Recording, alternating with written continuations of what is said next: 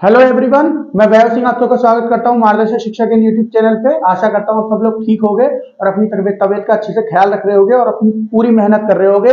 इस 2023 में हमको सिलेक्ट ये जो हमारा एग्जाम है इसको निकालना है, क्योंकि 2024 में इलेक्शन है, तो 2023 में बहुत सारी भर्तियां आने वाली हैं। और मैंने आपको कई बार बताया, इसको एक अभियान की तरह लीजिए, इसको पूरी मेहनत कर लीजिए, पूरे कॉन्फिडेंस के साथ पूरी तरह पढ़िए। तो 2023 में आपको कैसे भी एग्जाम निकालना है, 1 जनवरी 2024 तक आपके हाथ में एक भर्ती होनी चाहिए, मतलब एक जॉब होनी चाहिए आपके हाथ में। इतनी मेहनत कर दीजिए जितनी मेहनत आप कर सकते हो इस एक साल में। बस ये सोच लीजिए यही एक साल है, इसके बाद तो पता नहीं कब ऐसा मौका मिले, तो इस वजह से पूरी पूरी मेहनत कर दीजिए। इसीलिए हम भी आपके साथ जुड़े हुए हैं। जो भी आपको परेशानी हो हमसे पूछिए, बाकी हम आपको पढ़ा ही रहे हैं। जो भी अगर आपको कोई नई चीज जाननी है, किसी नए सब्जेक्ट के बारे में जानना है, वैसे भी हम थोड़े दिन में नई सब्जेक्ट शुरू करने ही वाले हैं, है ना। जो नेक्स्ट मंथ है वहां उससे नए नए टीचर आने शुरू हो जाएंगे। लेकिन अभी आप पूरी कोशिश करिए जो हम पढ़ा रहे हैं उसको बहुत अच्छे से पढ़ें, और अपने आप भी उसको हमसे पढ़ने के बाद अपने आप भी उसको एक बार पढ़ा करें, ठीक है।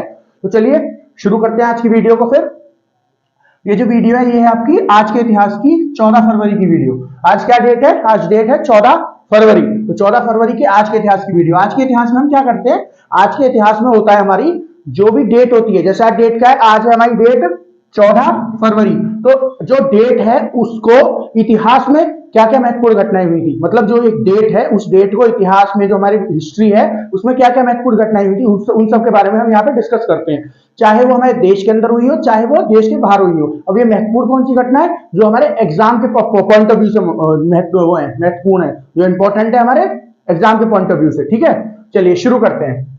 तो पहले हम देखेंगे हमारे देश के अंदर क्या क्या घटनाएं हुई थी आज के दिन। पहली 14 फरवरी 1483 1483 को क्या हुआ था, मुगल साम्राज्य के सम्राट बाबर का जन्म हुआ था। तो बाबर का जन्म हुआ था आज के दिन, किस दिन?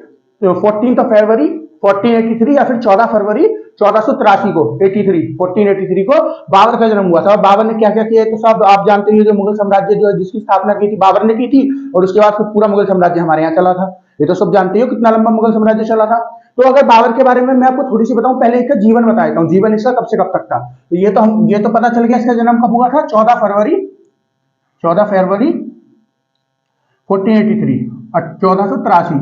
और इसकी मृत्यु कब हुई थी? देखिए आप सबने पढ़ा है इसकी मृत्यु 1530 में हुई थी, लेकिन डेट नहीं पता होगा बहुत से लोगों को। डेट थी इसकी 26 दिसंबर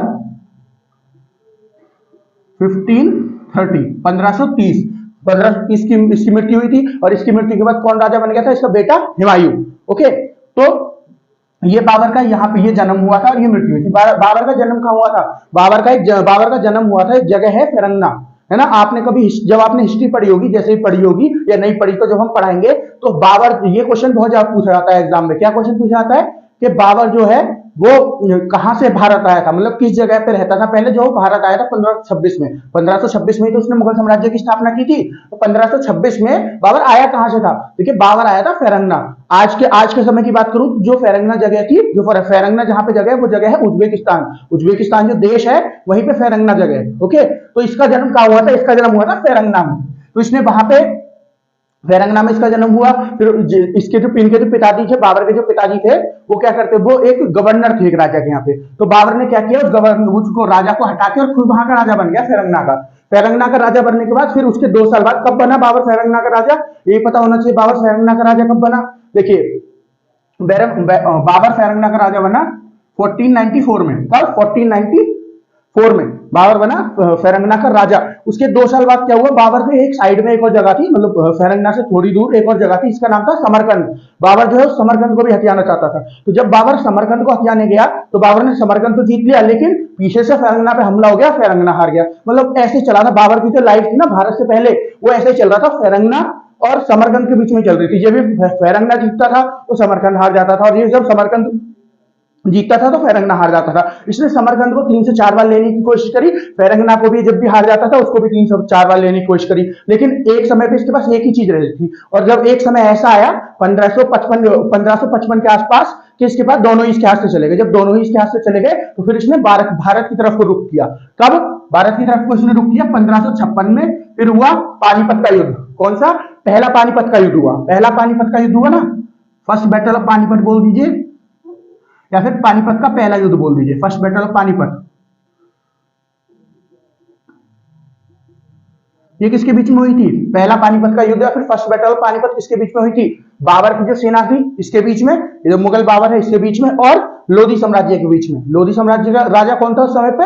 इब्राहिम लोधी। इब्राहिम लोधी और बाबर के बीच में युद्ध हुआ था पहला पानीपत का, और कब हुआ था? 1556 में, और इसको इब्राहिम लोधी इस युद्ध को हार गया था। ठीक है, इब्राहिम लोधी इस युद्ध को हार गया था, और बाबर ने उसके बाद मुगल साम्राज्य की स्थापना करी। कहां पे? दिल्ली में, क्योंकि जो आपका ये था इब्राहिम लोधी था, दिल्ली का ही राजा था, है ना। ये जो दिल्ली सल्तनत थी पूरी, दिल्ली के नाम पे ये सल्तनत है, तो जो ये दिल्ली सल्तनत के अंदर ही आता है ना। अगर आप अपनी मिडिवल हिस्ट्री पढ़ोगे, मिडिवल हिस्ट्री या फिर मध्यकालीन भारत पढ़ोगे अपना, तो वो दो हिस्सों में बटा हुआ है। दो हिस्से क्या है उसके?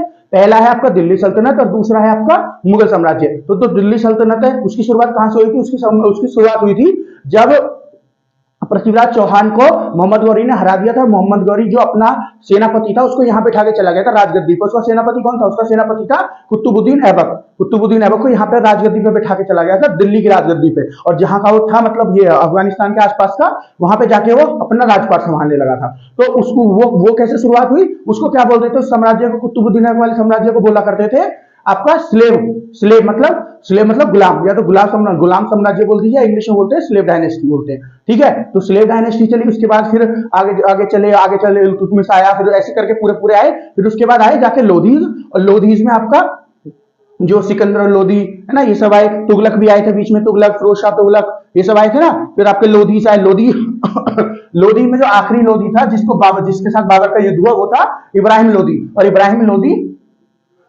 लोधी वर्सेस बाबर हुआ था। कहां पे?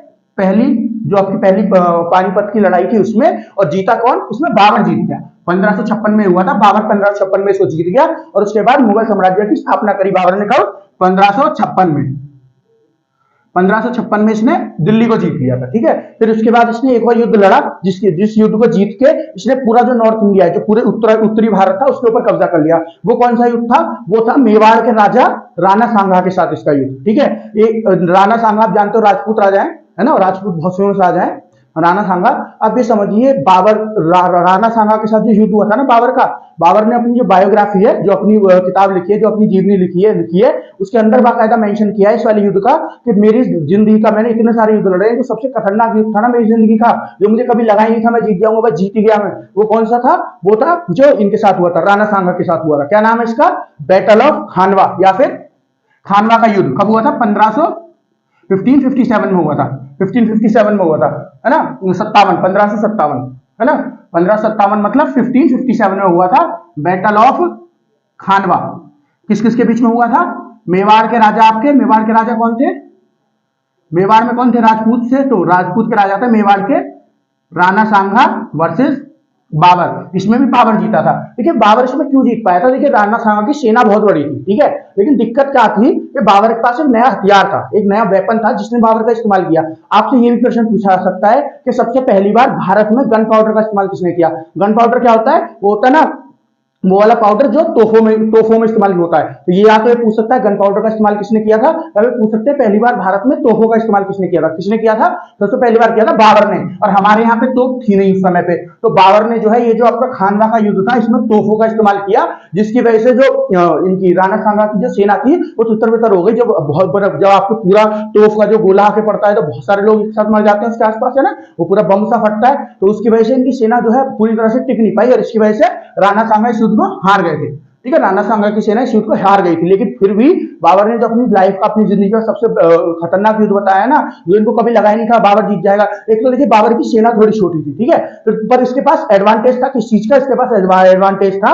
ये जो इसके पास हथियार थे बड़े बड़े अलग अलग जो इसके हथियार थे, और इसकी जो कैवलरी थी। कैवलरी क्या होता है? कैवलरी होती है आपकी जो घुड़सवार होते हैं ना, घुड़सवार तीर और ये तलवार वाले लेके जाते हैं, उनको कैवलरी बोलते हैं। ठीक है, कैवलरी दोनों के पास थी, लेकिन बाबर के पास जो कैवलरी थी वो थोड़ी ज्यादा थी, और उसके पास वैसे हथियार भी, मतलब तोप वगैरह और ऐसे हथियार, गन पाउडर का और चीजों में भी उसने इस्तेमाल करा हुआ था। ठीक है, लेकिन राणा सांगा के पास स्ट्रेंथ, मतलब लोग तो बहुत सारे थे, लेकिन उनके पास इतने एडवांस वेपन्स नहीं थे। ठीक है, इसकी वजह से जो है राणा सांगा इस युद्ध को हार गए थे। तो उसके बाद राणा सांगा वाला ये जो युद्ध है 1557 में ये लड़ा, बैटल ऑफ खानवा या खानवा का युद्ध। उसके बाद पूरा जो नॉर्थ, आपको पूरा जो नॉर्थ हुआ है भारत, है ना, जो नॉर्थ मतलब जो उत्तरी भारत है, उस पर किसका राज हो गया? उस पर राज हो गया आपका बाबर का।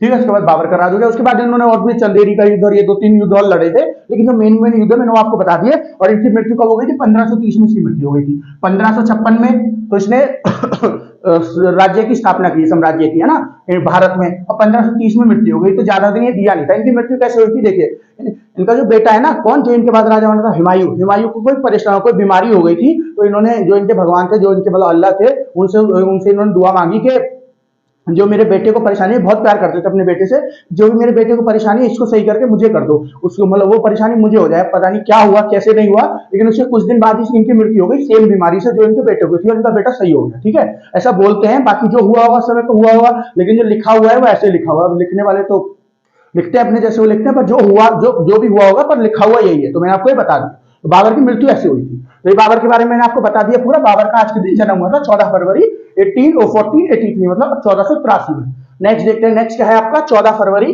1556। 14 फरवरी 1556। 14 फरवरी 1556 को क्या हुआ? पंजाब के गुरदासपुर जिले, पंजाब के गुरदासपुर जिले के कलानौर में 13 साल की उम्र में, 13 वर्ष की उम्र में, साल उम्र एक ही बात है, तो 13 वर्ष की उम्र में अकबर का राज्याभिषेक हुआ। तो अकबर का राज्याभिषेक हुआ। राज्याभिषेक क्या होता है? जो मुकुट पहनाया जाता है, जो पूरी सेरेमनी होती है ना, इसमें मुकुट पहनाया जाता है, पूरा फंक्शन होता है, उसको क्या बोलते हैं? उसको बोलते हैं राज्याभिषेक। तो बाबर का राज्याभिषेक हुआ था आज के, बाबर नहीं सॉरी, अकबर का राज्याभिषेक हुआ था आज के दिन। आज के दिन अकबर का राज्याभिषेक हुआ था। कब? 14 फरवरी 1556 में। देखिए, 14 फरवरी 1556 में बाबर का ये अकबर का राज्याभिषेक हुआ। देखिए, पता नहीं 14 फरवरी से ये जो मुगल सेन का क्या संबंध था, लेकिन देखिए, बाबर का जन्म 14 फरवरी को हुआ। 14 फरवरी को अकबर जो है इसका राज्याभिषेक हुआ। और शाहजहां, जिन्होंने ताजमहल बनवा रखा है, जिसने, शाहजहां, उसका भी जो राज्याभिषेक हुआ था वो भी 14 फरवरी को हुआ था। उसका जो राज्याभिषेक हुआ था वो भी 14 फरवरी को हुआ था। उसका राज्याभिषेक जो है 1529 या 1529 में हुआ था शायद। हाँ, 1529 में, 14 फरवरी 1529 में उसका क्या हुआ था? उसका आपका वो हुआ था 1519 सॉरी 1629 में, 1629 में 1500, एक मिनट गया, पहले बाबर, अकबर, जहांगीर, शाहजहां, हाँ 1528 में, सॉरी हाँ 1528 में इनके पिताजी जो थे जहांगीर, उनकी मृत्यु हुई थी। तो 1528 में, 14 फरवरी 1528 में किसका? शाहजहां का भी हुआ था। शाहजहां का जो वो हुआ था राज्याभिषेक, वो भी 14 फरवरी को हुआ था। यहाँ पे मैंने वो मेंशन नहीं किया है न्यूज में, क्योंकि ये एक जैसी बहुत सारी न्यूज हो रही थी, तो इस वजह से मैंने क्या किया, यहाँ पे मेंशन नहीं करके, तो मैं आपको ओरली बता दूंगा कि देखिए, शाहजहां का भी जो राज्याभिषेक हुआ था वो भी 14 फरवरी को हुआ था। तो ये भी आप लिख लीजिएगा, कब हुआ था? 14 फरवरी 1628 को। ठीक है, मैं भी पूरा आपको, जो राजा है ना, ये जो आपके, ये तो सम्राट थे मुगल साम्राज्य के, जो मैंने आपको पहले भी बताया, जो पहले 6 राजा हैं वो बहुत इंपॉर्टेंट है। 5 से 6 राजा जो हैं, उनका कार्यकाल, उन्होंने क्या क्या काम किया, कैसे कैसे क्या क्या किया है, पूरा डिटेल में उनके बारे में जब हम हिस्ट्री पढ़ाएंगे, जब मध्यकालीन भारत पढ़ाएंगे, जो हमारा मिडिवल हिस्ट्री उसके बारे में पढ़ाएंगे, तो सबके बारे में बहुत डिटेल से पढ़ाएंगे। आपके लिए जो ये 6 राजा है ना, यही पढ़ने जरूरी है। और इन्होंने क्या क्या काम किया, क्या क्या बनवाई है चीजें, कौन कौन से इन्होंने लॉ लेके आए थे, क्या क्या करते थे, वो सब पढ़ना जरूरी है इनका। ये जो 5 है बताऊंगा कौन से 5 या 6 जो भी है ना। लेकिन यहाँ पे फिलहाल मैं राजा कौन कौन है वो बता दूंगा, लेकिन जब मिडिवल हिस्ट्री या फिर जो मध्यकालीन भारत है उसके बारे में आपको जो हिस्ट्री के लेक्चर होंगे, तब आपको उनके बारे में बहुत अच्छे से पूरा एक्सप्लेन किया जाएगा। समझ गए आप? तो बाबर का क्या हुआ था? बाबर नहीं, अकबर का 14 फरवरी 1556 में राज्याभिषेक हुआ था, मतलब इनको राजा बनाया गया था। अच्छा, बाबर जो अकबर जो है, इनसे पहले कौन थे, मतलब इनके पिताजी कौन थे? इनके पिताजी थे हुमायूं। देखिए, सबसे पहले साम्राज्य जो है आपका मुगल साम्राज्य, उसकी स्थापना किसने करी? बाबर ने। इसके बाद कौन आया? इसके बाद आया हुमायूं। इसके बाद आया हुमायूं, और हुमायूं का बेटा कौन? अकबर। तो हुमायूं की मृत्यु ना जल्दी हो गई थी, हुमायूं की मृत्यु। ये इनके बारे में मैं थोड़ा सा आइडिया दूंगा आपको हुमायूं के बारे में भी। तो हुमायूं क्या है, इनको पढ़ने का बहुत शौक था। तो जो इनका महल था, वहीं पे नीचे एक लाइब्रेरी थी जिसमें ये पढ़ा करते थे। तो ये लाइब्रेरी में से जा रहे थे, तो इनका सीढ़ियों से पैर फिसल गया, इनका सर लग गया था सीढ़ियों पे पीछे। उसके बाद इनकी मृत्यु हो गई थी, सर फट गया था उनका, उससे मृत्यु हो गई थी। तो उस टाइम पे अकबर कुल 13 वर्ष के थे। तो इस वजह से जैसे इनकी मृत्यु हुई, तो अकबर को क्या बना दिया गया? राजा बना दिया गया। वरना फिर आसपास के जो सेना, आसपास के जो लोग थे वो हमला कर सकते थे, क्योंकि कोई राजा नहीं है, राजा मर गया तो मतलब इसका मतलब राज्य कमजोर हो गया। तो उसकी वजह से इनको तुरंत से तुरंत राजा बना दिया। किसको? अकबर को तुरंत से तुरंत राजा बना दिया। लेकिन राजा तो यही थे, लेकिन ये नाम के राजा था क्योंकि बच्चे थे, अभी छोटे हैं। लेकिन जो राज्यपाट संभालता था वो कौन संभालता था? बैरम खान। बैरम खान के बारे में मैंने पहले भी कई बार बता चुका हूं। ये बैरम खान जो है सेनापति थे, और ये हुमायूं के बहुत प्रिय मित्र थे। हुमायूं के बहुत प्रिय मित्र थे। इन्होंने हुमायूं की बहुत मदद की है, बैरम खान ने। तो बैरम खान है, इन्होंने ही फिर संभाला था राजपाट तक, जब तक जो अकबर है संभालने लायक नहीं हो गए थे इसको। ठीक है। तो अकबर का भी राज्य वो जो हुआ था, राज्य अभिषेक जो हुआ था अकबर का आज के दिन हुआ था, और शाहजहां का भी आज के दिन हुआ था। मैंने आपको बता दिया है, ठीक है, यहाँ नहीं लिखा लेकिन मैं आपको बता दिया। अच्छा चलिए मैं राजाओं की बात कर लेता हूँ। ये जो मैं आपको बता रहा हूँ 6 राजा जो मैं आपको बता रहा हूँ मुगल राजा, जो आपको पढ़ने जरूरी है, जिनके बारे में आपको पढ़ाया जाएगा, वो कौन कौन से हैं। देखिए सबसे पहले किसने स्थापना की थी मुगल साम्राज्य की? बाबर ने। तो सबसे पहले तो बाबर हो गए। दूसरे नंबर पे कौन आए? हुमायूं। फिर कौन आए? अकबर। उसके बाद कौन आया? उसके बाद आया आपका जहांगीर, फिर शाहजहां और फिर औरंगजेब। ठीक है, औरंगजेब लास्ट है, जहां तक आपको बहुत अच्छे से पढ़ना है। इन छयों के बारे में तो आपको रट्टा मार देना एकदम कि इन्होंने क्या क्या कराया था, क्या क्या नहीं कराया था। ठीक है, बाकी आपको पढ़ाया जाएगा, रट्टे मारने की जरूरत नहीं है, आप सब कुछ समझ जाओगे। जब एक पूरी टाइमलाइन से पढ़ाया जाएगा ना कौन कौन सी चीज कहाँ कहाँ हुई थी, तो आप सब कुछ समझ पाओगे, रट्टा मारने की जरूरत नहीं पड़ेगी। लेकिन ये बात समझ लो, रट्टा मारने से मेरा मतलब ये था कि इनके बारे में तो आपको सब कुछ पता होना ही चाहिए। चलिए मैं इनका जो कार्यकाल था या फिर इनका जो जीवन था वो बता देता हूँ आपको। वैसे मैं कार्यकाल यहाँ पे बताने वाला हूँ इनका। बाबर का क्या है? 1556 मैंने 1556 मैंने बताया है ना, सॉरी 1526, मैं 56 लिख रहा हूँ गजब से। हाँ हाँ 1556 नहीं, 1526। और ये 1527 जो ये आपका खानवा का युद्ध हुआ था, सॉरी ये मिस्टेक होगी गाइस, ये 1526 होगा। 1556 मैंने लिख रखा है, अभी मैंने ध्यान दिया। 1526 जो है वहां पे हुआ था पानीपत का पहला युद्ध, 1526 में। पानीपत का पहला युद्ध कब हुआ था? 1526 में। और जो खानवा का युद्ध हुआ था ये तो हुआ था 1527 में। ठीक है, ये मैंने यहाँ तो सही लिखा था कि 1530 में बाबर मर गया, और मैंने भी अभी ध्यान दिया कि जब 1530 में मर गया तो इसने फिर ये युद्ध कैसे लड़ लिया 56-57 में। तो 1530 में इसकी मृत्यु हुई थी। उससे पहले इसने मुगल साम्राज्य की स्थापना करी थी, जो पानीपत का युद्ध था उसको जीत के। 1526 में पानीपत का युद्ध था पहला, 1526 में इसने साम्राज्य की जो मुगल साम्राज्य की स्थापना करी, और 1527 में इसने जो राणा सांगा के युद्ध हुआ था, कौन सा? बैटल ऑफ खानवा या फिर खानवा का युद्ध लड़ा था। ठीक है, तो बाबर का कब से कब तक था? 1526 से लेकर 1530 तक, ये था इसका कौन सा राजकाल, जिसमें इसने राज किया था। फिर हुमायूं का कब से कब तक था? हुमायूं का था आपका 1530 से, जैसे इनके पिताजी मरे 1530 से लेकर 1540। फिर उसके बाद बीच में इनका जो है राजपाट इनसे छिन गया, बीच में इनका राजपाट इनसे छिन गया। किसका? हुमायूं का। और किसका आ गया? शेरशाह सूरी का राज आ गया था, तो इनको यहाँ से भागना पड़ा, ये लड़ाई हार गए थे। उसके बाद जब ये दोबारा इन्होंने शेरशाह सूरी को हाथ हराया, मतलब शेरशाह सूरी को तो नहीं हराया था, जब ये दोबारा आए थे लड़ने के लिए 15 साल बाद, उस टाइम पे शेरशाह सूरी मर गए थे, तो उनके पोते या उनके बेटे या पोते होंगे जो भी थे, शायद पोते थे उनके, तो पोते थे उनके, उससे इन्होंने युद्ध लड़ा, उसको हरा दिया। कब? 1555 में। 1556 में इनकी मृत्यु हो गई थी, जो मैंने बताया कि सीढ़ियों से गिर के, लाइब्रेरी की सीढ़ियां जो थी वहां से गिर के इनकी मृत्यु हो गई थी। उसके बाद कौन राजा बना? अकबर बना।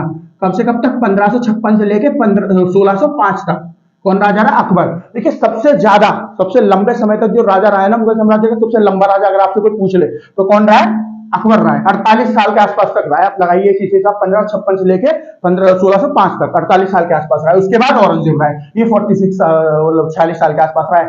फिर उसके बाद कौन है? जहांगीर। जहांगीर का कब से शुरू हुआ? 1605 से शुरू हुआ। जहांगीर का कब से शुरू हुआ? 1605 से शुरू हुआ, कब तक चला? 1627 तक। फिर उसके बाद शाहजहां। शाहजहां का 1627 या 28 बोल सकते हो, क्योंकि इनकी मृत्यु के दिसंबर के आसपास जाके हुई थी जहांगीर की, तो 1527 से 28 बोल सकते हो, 28 लिख लेते हैं चलिए। 1528 से इनका शुरू हुआ और खत्म कब हुआ?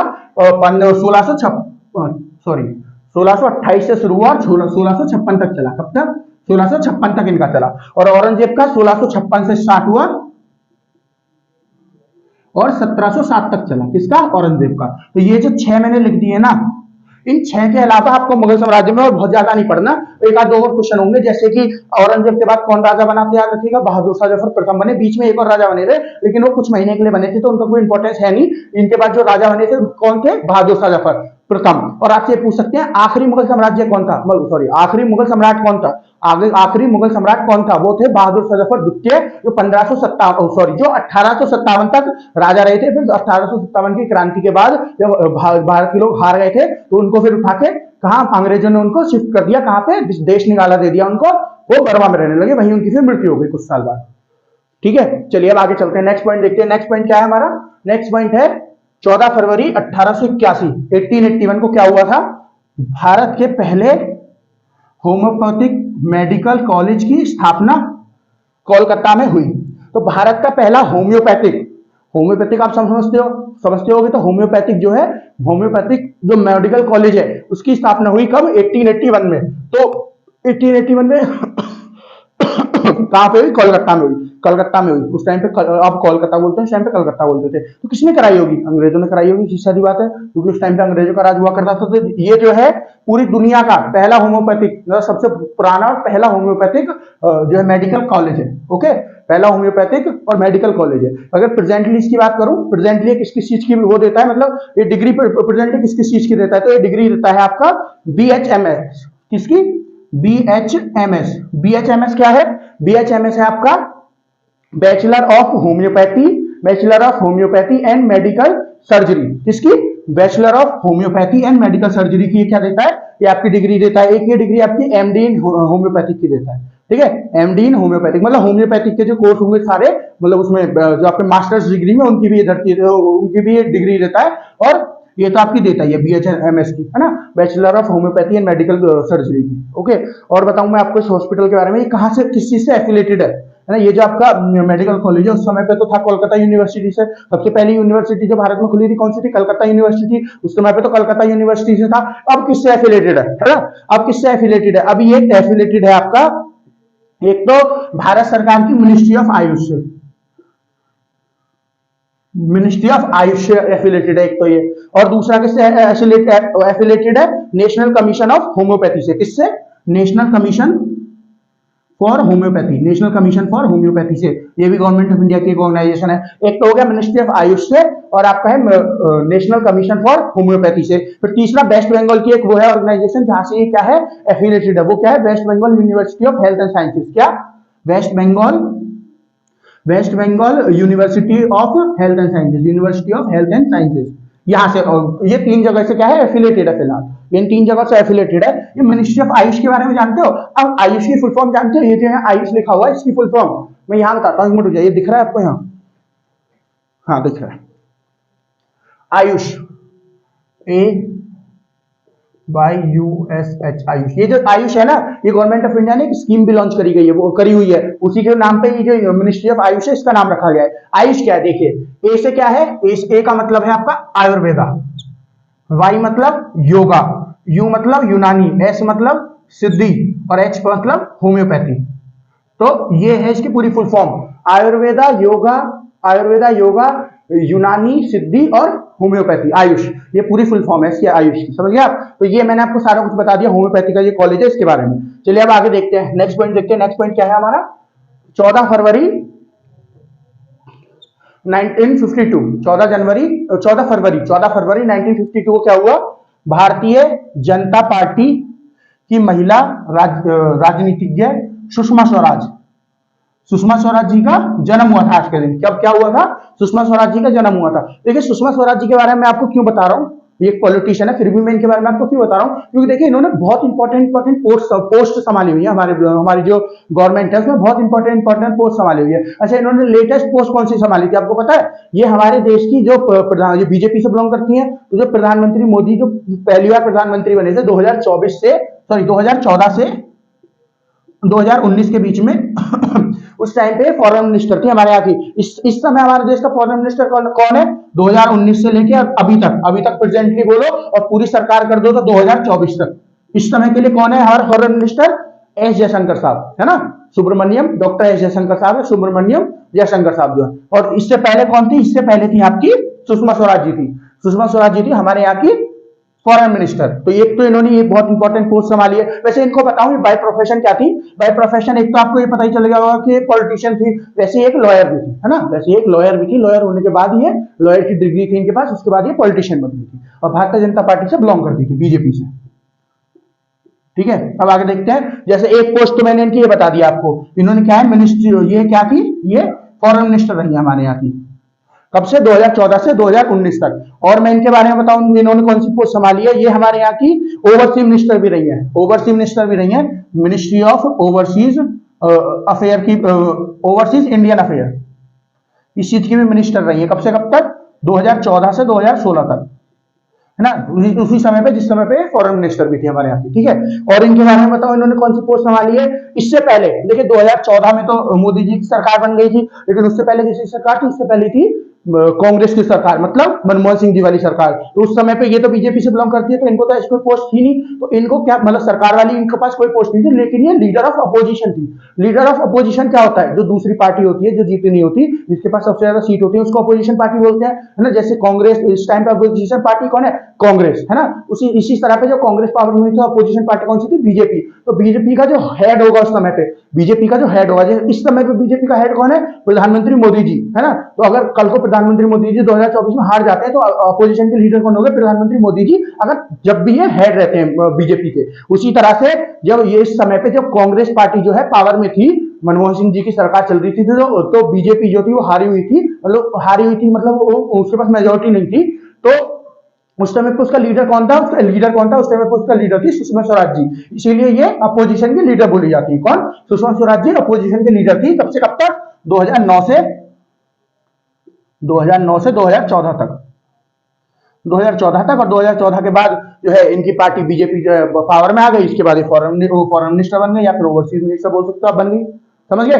तो ये 2009 से 2014 तक, क्योंकि देखिए ये भी दो बार आई थी, आपकी कांग्रेस भी तो दो बार आई थी, एक बार 2004 से 2009 तक, फिर 2009 से 2014 तक। तो 2009 से तो 2014 तक जो ये आई थी कांग्रेस, आपके मनमोहन सिंह जी की प्रधानमंत्री है, उनकी जो सरकार आई थी, उस समय पे ये क्या थी? उस समय पे ये अपोजिशन लीडर थी 2009 से 14 वाले में। ठीक है, तो ये हो गया इनका अपोजिशन लीडर। और बताऊं मैं आपको इनके बारे में, ये जो है मिनिस्ट्री ऑफ पार्लियामेंट्री अफेयर भी रह चुकी है। मिनिस्ट्री ऑफ पार्लियामेंट्री अफेयर ये कब रही है? देखिए इससे पहले बीजेपी की सरकार कब आई थी? अभी मैंने आपको क्या बताया, बीजेपी की सरकार 2014 से लेकर ये 2024 तक वाली तो बीजेपी की सरकार चली रही है। इससे पहले किसकी थी? 2004 से लेकर और 2014 तक किसकी थी? 2004 से लेकर 2014 तक कांग्रेस की सरकार थी। उससे पहले 2000 नहीं 1996 से लेकर, नहीं 1996 नहीं, 98 से लेकर 2004 तक चली थी, शायद 2004 तक, 99 से लेकर चली थी 2004 तक। हाँ यही तो 5 साल हुए। 1999 से लेकर 2004 तक किसकी चली थी सरकार? ये चली थी अपनी अटल बिहारी वाजपेयी जी की सरकार, मतलब बीजेपी। अटल बिहारी वाजपेयी उस टाइम पे प्रधानमंत्री थे हमारे यहाँ के, तो उनकी सरकार में भी इनके पास कोई पोस्ट होगी, है ना, क्योंकि कांग्रेस बीजेपी से बिलोंग करती है। उसके पास इनके पास उस समय पे इनके पास कौन सी पोस्ट थी? एक तो थी minister of parliamentary affair. Ministry of parliamentary affair, तो ये कौन मिनिस्टर ऑफ पार्लियामेंट्री अफेयर, ये कौन से होते हैं? देखिए ये जो पार्लियामेंट में जो बीजेपी इस टाइम पे पार्टी पावर में है, तो बीजेपी की जो भी चीजें पार्लियामेंट में करनी होंगी, किन चीजों के ऊपर बात करनी है, जो पार्लियामेंट्री सेशन चल रहा है किस चीज के ऊपर डिस्कस करना है, ये सारी जो पूरा स्ट्रक्चर तैयार रखती थी, जिसके ऊपर काम करती थी, कौन करती थी? सुषमा स्वराज। ये कब से कब तक रही थी? 2003 से 4 तक। ये वाली जो पोस्ट इन्होंने संभाली थी 2003 से 4 तक संभाली थी। उससे पहले कौन थी? उससे पहले थी ये, मतलब इसी समय में थी, समय यही था, लेकिन थी कौन? Minister of Health and family welfare. Minister of Health and family welfare भी रही है। कब से कब तक है? 2003 से 4 तक, मतलब सेम टाइम पीरियड में ये वो भी रही है, पार्लियामेंट्री अफेयर की मिनिस्टर भी, और health and family welfare minister भी रही है। उससे पहले क्या रही है? उससे पहले ये minister of information and broadcasting भी रही है। Minister of information and broadcasting भी रही है। ये जो भी चीज टीवी वगैरह पे दिखाई जाती है, इस चीज से दिखाई जाती है, इंफॉर्मेशन एंड ब्रॉडकास्टिंग की मिनिस्ट्री है यहाँ से, तो उसकी भी उसकी भी मिनिस्टर रही है। कब से कब तक रही है उसकी मिनिस्टर रही है 2000 से लेके सन 2000 से लेके 2003 तक। ठीक है, ministry of information and broadcasting की। उसके बाद ये बन गई थी या क्या, मिनिस्टर ऑफ पार्लियामेंट्री अफेयर और minister of Health and family welfare बन गई, है ना। उससे पहले क्या थी? आपकी ministry of information and broadcasting की मिनिस्टर थी। ठीक है, उससे पहले अगर इनकी बात करूं तो ये पांचवी दिल्ली की सीएम भी रही है। जो दिल्ली की 5वीं सीएम थी ना, वो यही थी। कौन थी? रही बहुत छोटे समय के लिए थी, ऐसे कोई 5-7 महीने के लिए रही थी, लेकिन ये रही है। कब से कब तक के लिए रही है दिल्ली की? एक मिनट रुक जाइए। दिल्ली की सीएम कब से कब तक के लिए रही है? ये रही है 96 में बनी थी, 19 अक्टूबर 1998 में, और 3 दिसंबर, है ना, मतलब ये बनी थी आपकी अक्टूबर 1998 में और रही थी दिसंबर 1998 तक। तो वही 3-4 महीने के लिए रही है आखिर, मतलब सीएम रही है। उससे पहले क्या थी? उससे पहले ये एमपी रह चुकी है लोकसभा में। कहां से? हरियाणा से, है ना, हरियाणा से बिलोंग करती थी, तो हरियाणा से एमपी रह चुकी है। समझ गए आप? हरियाणा से ये एमपी रह चुकी है। अब इनके बारे में कुछ अवार्ड्स बता दूं जो इनको अवार्ड्स मिले हैं। इनको अवार्ड मिला है, जैसे इनको अवार्ड मिला है पद्म भूषण का। कब मिला है इनको? पद्म भूषण का अवार्ड मिला है। तो इनकी मृत्यु कब हुई है? इनकी मृत्यु हुई है, मैंने आपको बताई थी 2019 में। कहां लिखा था मैंने? सुषमा स्वराज जी, मैंने इनके बारे में नहीं लिखा क्या, इनका जीवन काल 2019 में इनकी मृत्यु हुई है। अच्छा मैं लिख देता हूँ अभी, हाँ शायद मैंने लिखा नहीं है। तो इनका जन्म और इनकी मृत्यु कब हुई थी, जन्म तो हमको पता चल गया, जन्म कब हुआ था इनका 14 फरवरी 1952 को, है ना, 14 फरवरी 1952 को तो इनका जन्म हुआ था। इनकी मृत्यु कब हुई थी, इनकी मृत्यु अभी अभी 2019 में हुई है। कब हुई थी, 6 अगस्त 2019 को। कब, 6 अगस्त 2019 को। तो 2019 में इनकी मृत्यु हुई है और इनको पद्म भूषण, तो पद्म विभूषण इनको कब दिया गया, ये जो अवार्ड दिया गया है पद्म विभूषण इनकी मृत्यु के बाद 2020 में इनको दिया गया है। ठीक है, ये इनको जो अवार्ड दिया गया उसकी बात हो गई। अब आगे चलते हैं, नेक्स्ट क्या है आपका 14 फरवरी 2007। 14 फरवरी 2007 में क्या हुआ, भारतीय राजनीतिज्ञ श्यामचरण शुक्ल, रामचरण शुक्ल या शुक्ला बोल सकते हो आप, का निधन हुआ था आज के दिन। कब, 14 फरवरी 2007 में ये जो है श्यामचरण शुक्ला इनका निधन हुआ था, मतलब इनकी मृत्यु हुई थी। ये कौन है, देखिए ये किस चीज के लिए जाने जाते हैं, ये जो है आपके एमपी जो है, मतलब महाराष्ट्र, मध्य प्रदेश जो राज्य है ना, वहां के 3 बार मुख्यमंत्री रहे, मतलब सीएम रहे, मुख्यमंत्री मतलब सीएम, ये वहां के सीएम रहे, बाकी ये लोकसभा के मेंबर भी रहे, इन सब चीजों के लिए जाने जाते हैं। तो चलिए इनके बारे में बात कर लेते हैं। इनका जीवन कब से कब तक है पहले ये जान लेते हैं। इनका जीवन है, इनका जन्म हुआ था 27 फरवरी 1925। कब हुआ था इनका जन्म, इनका जन्म हुआ था 27 फरवरी 1925। अब मृत्यु कब हुई, 14 फरवरी 2007 में इनकी मृत्यु हो गई। ठीक है, 2007 में इनकी मृत्यु हो गई। इनके बारे में मैंने आपको बताया 3 बार जो है मुख्यमंत्री रह चुके हैं, मतलब सीएम रह चुके हैं। कहां के, एमपी के, मतलब मध्य प्रदेश के 3 बार सीएम रह चुके हैं। इसके लिए बहुत ज्यादा फेमस, इसलिए इनको बारे में पढ़ना जरूरी है। ठीक है, और किसके बारे में, क्योंकि अगर कोई ऐसा आदमी है, मतलब कोई ऐसा बच्चा है जो मध्य प्रदेश से हमारे लेक्चर देख रहा है, उनके लिए मैंने आपको बता दिया है। ये जो है 3 बार क्या रह चुके हैं, मुख्यमंत्री रह चुके हैं। कहां के, मध्य प्रदेश के। कब से कब तक रह चुके हैं, देखिए पहली बार रहे थे ये 1967 से 70 तक, 60 पहली बार जो रहे थे 1967 से 72 तक। ठीक है, ये हो गया पहली बार। फिर दूसरी बार कब से कब तक रहे थे, ये रहे थे दूसरी बार 75 से 77 तक, 1975 से 77 तक।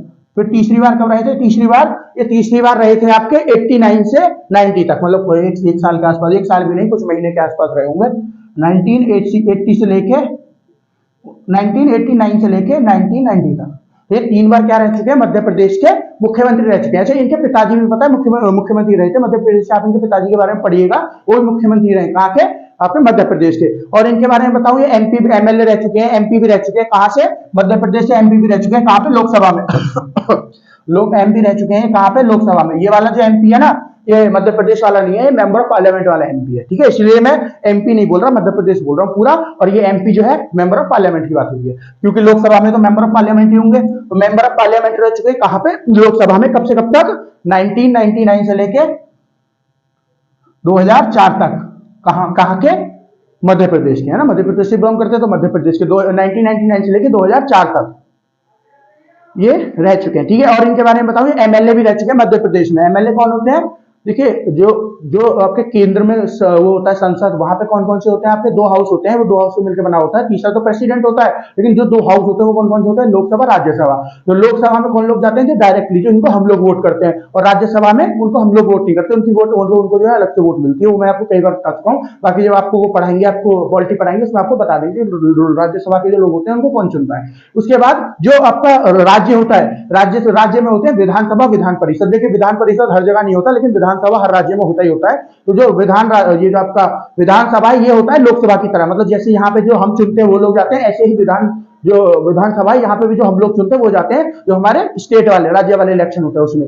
तो जो ये है आपके, ये जो है आपके श्यामचरण जो शुक्ला जी हैं, एमपी तो मैंने बता दिया, लोकसभा से जो जीत के गए थे, कब गए थे, 99 से लेकर 2004 तक। अब एमएलए कब रहे थे, एमपी मतलब मेंबर ऑफ पार्लियामेंट, और एमएलए मतलब member of legislative assembly. Legislative assembly मतलब विधानसभा, विधानसभा को लेजिस्लेटिव असेंबली बोलते हैं, मतलब के ये थे आपके विधानसभा के मेंबर। कब से कब तक रहे थे विधानसभा के मेंबर, 2 बार रह चुके हैं, 97 से लेकर 77 तक। एमएलए कहां पे, मध्य प्रदेश में। कब 97 से लेकर 1975 से लेकर 1979 तक, है ना, 1977 तक, 1979 से लेकर 1977 तक। दूसरी बार 1990 से लेकर 1999 तक रह चुके हैं, ठीक है, 1999 तक रह चुके हैं 1990 के, मतलब 2 बार तो यहीं रह लिए होंगे, है ना, ये 1990 से लेके 2 बार तो यहीं रह लिए और 1 बार ये रह चुके हैं, मतलब तो 3 बार टोटल ये रह चुके हैं। कहाँ के? एमपी रह चुके हैं, मध्य प्रदेश से, सॉरी एमएलए रह चुके हैं मध्य प्रदेश से। चलिए आगे बढ़ते हैं, नेक्स्ट न्यूज 14 फरवरी 2019, 14 फरवरी 2019 से तो बिल्कुल लेटेस्ट खबर है। क्या खबर है कि कश्मीर के पुलवामा जिले में भारतीय सुरक्षा कर्मियों पर आत्मघातक हमला हुआ। अच्छा, आपको याद होगा पुलवामा अटैक हुआ था फरवरी में, 14 फरवरी को हुआ था, जिसमें 40 जो है सीआरपीएफ के जवान जो है शहीद हो गए थे। क्या हुआ था, ये लोग अपना आ रहे थे जम्मू और जो श्रीनगर वाला हाईवे है, नेशनल हाईवे, वहां से लोग आ रहे थे, तो एक गाड़ी आई, बहुत ब्रीजा एक गाड़ी थी, वो आई, उसके अंदर बॉम्ब रखा हुआ था और उसने आके सीधे इनकी जो बस्ती उसको ठोक दिया, उसको मतलब उसने ऐसे मारा और वो बॉम्ब ब्लास्ट हो गया। उसकी वजह से 40 जो है वहां पे सीआरपीएफ के जो जवान थे उनकी मृत्यु हो गई थी। उसी के बाद जब हमने एयर स्ट्राइक करी थी, बालाकोट एयर स्ट्राइक की थी ना, हमारी एयरफोर्स गई थी इनका स्ट्राइक करने पाकिस्तान में, तो उसी के बाद हुआ था वो इसी के उसमें हुआ था, ये जो आपका पुलवामा अटैक किया गया था, जिसमें 40 हमारे यहाँ पे सीआरपीएफ के जवान शहीद हो गए थे, सीआरपीएफ नहीं सीआरपीएफ के। और वो कब हुआ था? ये हुआ था 14 फरवरी 2019 में, 14 फरवरी 2019 में ये जो है अटैक हुआ था, है ना, ये जो अटैक हुआ था हमारे सीआरपीएफ के जवानों के ऊपर, कब? 14 फरवरी 2019 में, ठीक है। इसमें 40 जो है हमारे सीआरपीएफ के जवानों की मृत्यु हो गई थी। और इसका जो है वो किसने लिया था, किसने करवाया है, एक्सेप्ट किसने किया था, इसकी रिस्पॉन्सिबिलिटी किसने ली थी? वो ली थी जैश ए मोहम्मद। जैश ए मोहम्मद क्या है? जैश ए मोहम्मद पाकिस्तान की एक टेररिस्ट ऑर्गेनाइजेशन है। अगर आपने हाफिज सईद का नाम सुना हो, वो उसका लीडर है, जो बहुत बड़ा आतंकवादी है हाफिज सईद, है ना, जिसने जो हमारे यहाँ 2001 में पार्लियामेंट अटैक हुए थे, तो वो भी उसी ने करवाए थे। और हाफिज सईद का नाम जो ये आपका ये जो ताज होटल जो है, ये मुंबई में होता है ना 26/11 जो है, उसके जो अटैक हुए थे, उसका जो मास्टरमाइंड था वो भी हाफिज सईद था। और ये जो अटैक करवाया गया था, इसका भी मास्टरमाइंड कौन था? हाफिज सईद था। और उरी वाला जो हमला हुआ था, जिसके ऊपर वो मूवी बनी है, वो भी किसने करवाया था? वो भी हाफिज सईद ने करवाया था, ठीक है। तो हाफिज सईद किसका लीडर है? ये है जैश ए मोहम्मद का लीडर। जैश ए मोहम्मद एक टेररिस्ट ऑर्गेनाइजेशन है, मतलब एक संगठन है, कौन सा? आतंकवादी संगठन है, समझ गए। जैश ए मोहम्मद एक आतंकवादी, उसका लीडर है।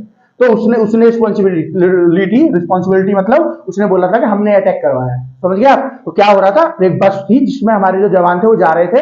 ये कहाँ पे थे उस टाइम पे? उस टाइम पे पुलवामा जिले में थे, पुलवामा में एक जगह है, वहां पे थे। वहां पे आपस जम्मू श्रीनगर जो नेशनल हाईवे उससे जा रहे थे, तो वहां पे एक गाड़ी, मतलब एक ब्रीजा गाड़ी थी, उसने आके वैसे टक्कर मार दी। उस ब्रीजा में बॉम्ब वगैरह रखे हुए थे, बहुत सारे आगे से रखा हुआ था, और जैसे टक्कर लगी वो ब्लास्ट हो गया। जैसे वो ब्लास्ट हुआ, डेटोनेट हुआ, मतलब ब्लास्ट हुआ, और ऐसे ही जो है पूरा ब्लास्ट हो गया। तो बस में जो लोग थे उनकी भी बहुत सारी मृत्यु हुई। वो तो जो था सुसाइड बॉम्बर, वो तो मर ही गया होगा जो गाड़ी चला रहा था। तो हमारे 40 जो है सीआरपीएफ के जवान जो है वो वीरगति को प्राप्त हो गए थे वहां पे, ठीक है, शहीद हो गए थे वहां पे।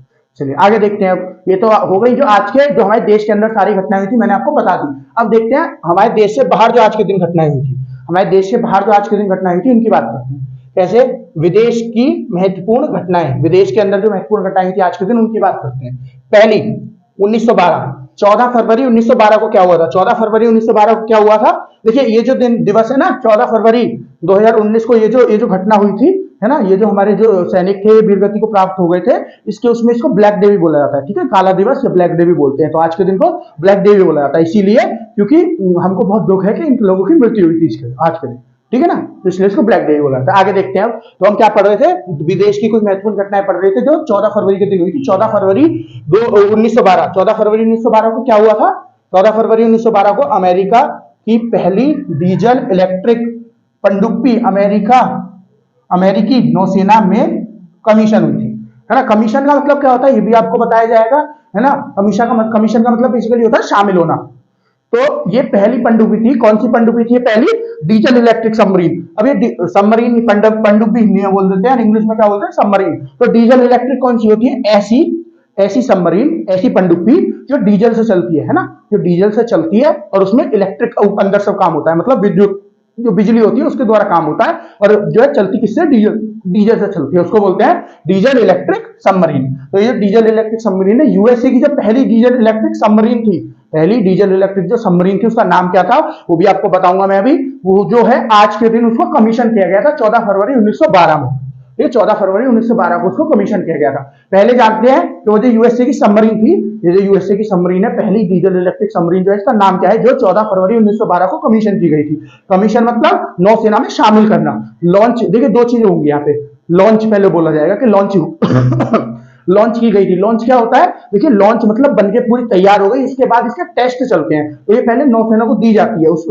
जब नौसेना को दी जाती है, जब उसको बोलते हैं लॉन्च, तो नौसेना फिर इसके कुछ समय तक जो है टेस्ट करती है, 6 महीने भी कर सकती है, 1 साल भी कर सकती है, जब तक कि नौसेना को सेटिस्फेक्शन ना मिल जाए, नौसेना को ये ना हो जाए कि हाँ जी जो भी हम चाहते थे हमारी सारी रिक्वायरमेंट पे खड़ी उतर रही है। और अगर नौसेना को हो गया विश्वास, उसके बाद फिर नौसेना इसको कमीशन करती है, मतलब नेवी में उसको शामिल कर लेती है। देखिए जो नौसेना में कोई ऑफिसर जैसे सेलेक्ट हुआ नौसेना में, तो जब पहले उसकी ट्रेनिंग होती है, उसके बाद उसको कमीशन किया जाता है। कोई भी जो सैनिक हुआ है ना नौसेना, मतलब किसी भी सेना में खाली नौसेना की बात नहीं कर रहा मैं, किसी भी सेना में, हमारे देश की किसी भी सेना में, कहीं की भी किसी भी सेना में जो भी पहले सैनिक हो या कोई ऑफिसर हो या कोई भी हो, पहले उसकी ट्रेनिंग होती है। जब वो एक बार पेपर क्लियर करके आ जाता है, सेलेक्ट हो जाता है, पहले उसकी ट्रेनिंग होती है। ट्रेनिंग होने के बाद उसको कमीशन किया जाता है। जब वो भर्ती में जिस दिन शामिल होता है ना, जो ट्रेनिंग पूरी होने के बाद, उसको बोलते हैं कमीशन। उसी तरह ये जो भी जैसे पनडुब्बी की बात हो रही है या कोई एयरक्राफ्ट हो, कोई मिसाइल हो, कुछ भी हो ना, उसकी पहले टेस्टिंग होती है। जब टेस्टिंग होती है, जब टेस्टिंग होने के लिए दी जाती है, जो सेनाएं होती है इनको, उसको बोलते हैं लॉन्च की गई है।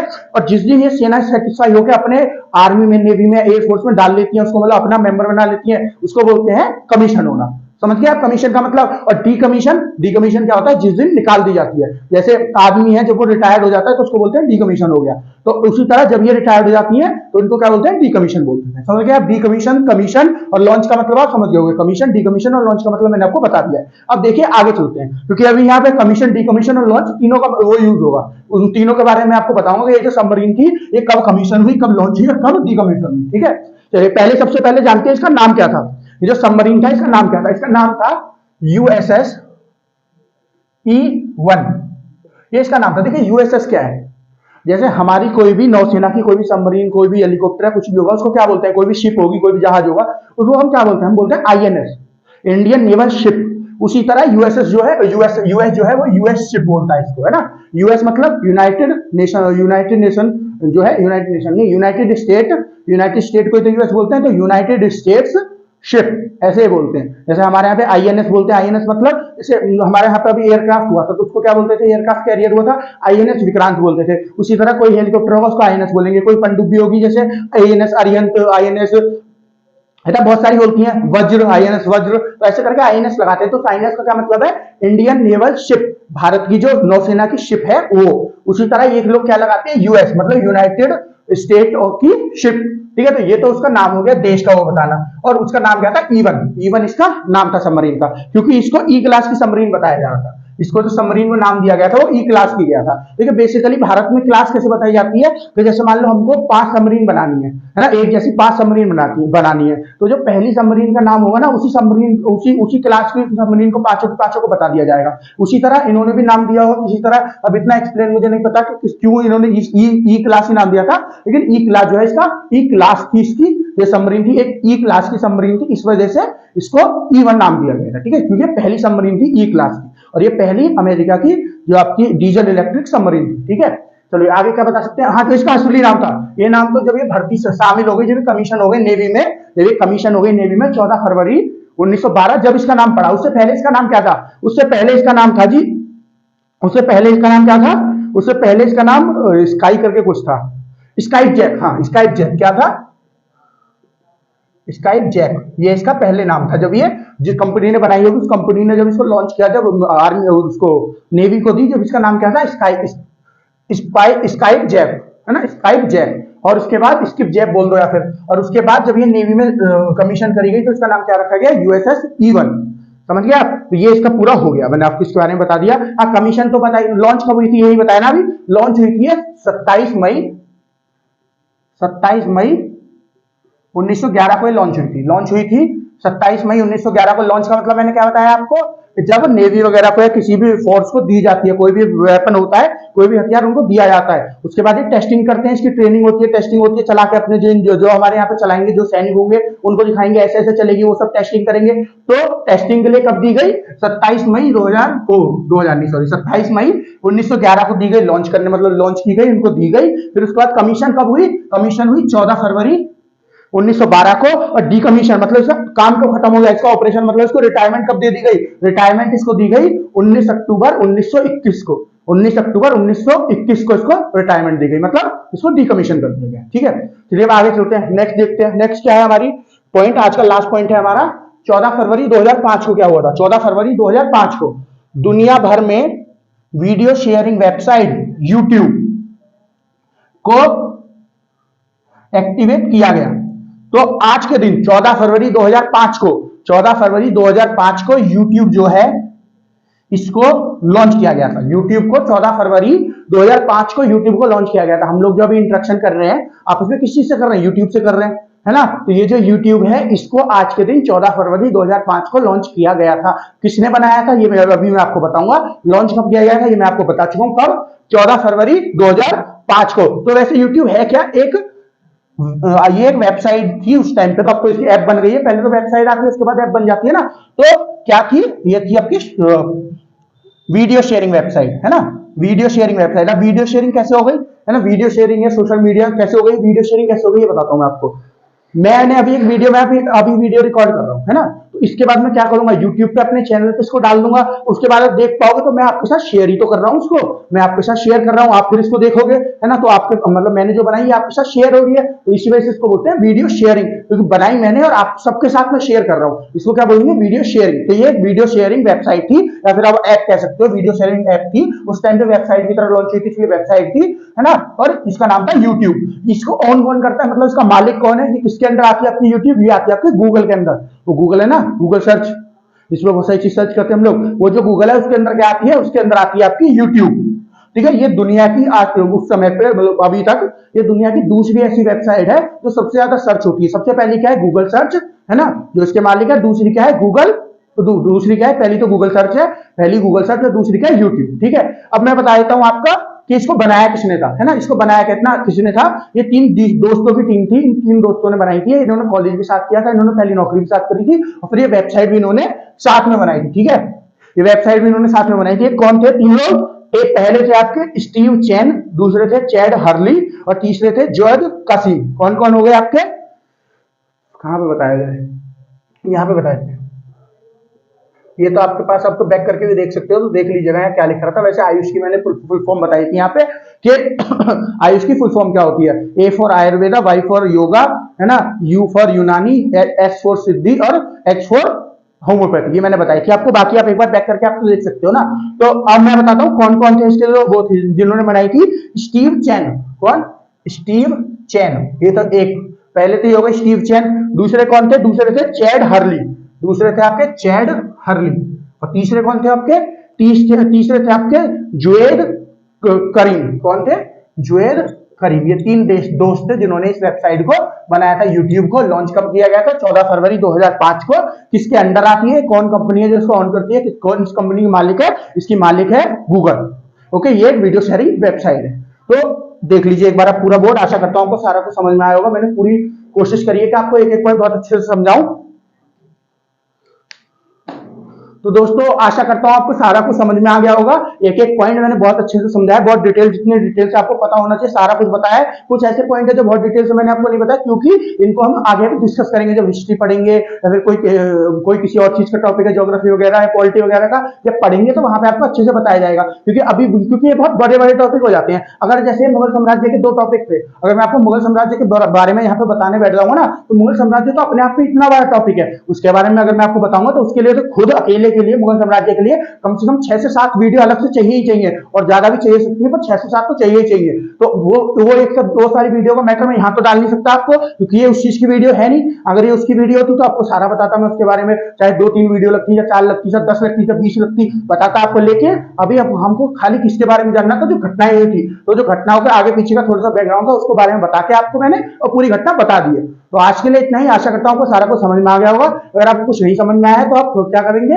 आपको क्या करना है? कमेंट सेक्शन में कमेंट करके और मुझसे पूछना है कि सर हमारे ये समझ में नहीं आया। मैं आपको फिर कल 15 फरवरी की जो आपकी 15 फरवरी की जो आपकी आज के इतिहास की वीडियो होगी उसमें मैं आपको समझा दूंगा जो आपकी समझ में नहीं आया होगा। ठीक है, तो आपको क्या काम करना है? आपको पूछने का काम करना है, क्योंकि क्या है ना, अभी हम लोगों के बीच में 1 वे इंटरेक्शन हो रहा है। अभी मैं वीडियो रिकॉर्ड करूंगा तो ये मेरा इंटरेक्शन है, फिर आप देखोगे वो आपका इंटरेक्शन है। थोड़ा अलग अलग चल रहा है सिस्टम, लेकिन जैसे ही हम जब लाइव आने लगेंगे तो उसके बाद 2 वे इंस्ट्रक्शन हो जाएगा। क्यों? क्योंकि जब मैं बोल रहा हूँ आप सीधे सीधे देख पाओगे और सीधे सीधे पूछ सकते हो। ये चीज समझ में नहीं आई जो लाइव चैट वाला ऑप्शन होता है। अभी क्या होगा? अभी हम ये नहीं कर पा रहे, तो इसकी वजह से क्या करिए आप कमेंट, जैसी वीडियो देखे आप कमेंट सेक्शन में कमेंट करके मुझसे पूछ सकते हैं कि ये मेरी समझ में नहीं आया सर ये बता दो, नहीं तो फिर जो डिस्क्रिप्शन है वहां पे आपको हमारे टेलीग्राम चैनल का लिंक मिल जाएगा, उसको उस पर जाके उसको पूछ सकते हैं। आपको इससे रिलेटेड कुछ पूछना है या किसी और चीज से रिलेटेड कुछ पूछना है वो पूछ सकते हैं, या फिर आपको किसी टॉपिक से इंपॉर्टेंट जो किसी और टॉपिक से आपको वीडियो चाहिए वो भी आप हमको सजेस्ट कर सकते हैं कि इस टॉपिक पे वीडियो बना दीजिए सर, ठीक है। वो आप हमारे टेलीग्राम चैनल, वहां पे लिंक मिल जाएगा डिस्क्रिप्शन में, इस वीडियो के डिस्क्रिप्शन में टेलीग्राम चैनल। नहीं तो आप टेलीग्राम से नहीं करना चाहते तो आपको हमारा जो इंस्टाग्राम का पेज है उसका भी मिल जाएगा, हमारा जो फेसबुक का पेज है उसका भी मिल जाएगा, कहीं भी हमसे कांटेक्ट कर सकते हैं। और ये जो इस वीडियो के नीचे जो आपका कमेंट सेक्शन होगा वो तो आपके लिए अवेलेबल है ही, तो आप कहीं पे भी हमसे कांटेक्ट कर सकते हैं। तो आज के लिए इतना ही। आप आशा करता हूं आपको सब कुछ समझ आया, नहीं आया तो मैंने आपको बता दिया आपको क्या करना है। और हमारा जो चैनल है मार्गदर्शन शिक्षा केंद्र, इसको सब्सक्राइब करें, हमारी वीडियोस को लाइक करें, ज्यादा से ज्यादा शेयर करें, ताकि सब लोग जो हम आपको नॉलेज दे रहे हैं वो और भी लोगों तक पहुंच सके और भी लोग इसका फायदा उठा सकें। और ये जो हमारा अभियान है कि 2023 में जॉब चाहिए ही चाहिए, ये जो हमारा अभियान है इसमें आप जो है सफल हो पाओ और आपको जॉब मिल पाए, और जो लोग हैं आपके आसपास आपके जानने वाले उनको भी जॉब मिल पाए। तो आज के लिए इतना ही। हमारा जो चैनल मार्गदर्शन शिक्षा केंद्र, इसको सब्सक्राइब करें, वीडियोस को शेयर करें, लाइक करें और हमको सपोर्ट करें। मिलते हैं आपसे कल 15 फरवरी की आज के इतिहास की वीडियो में, तब तक के लिए धन्यवाद।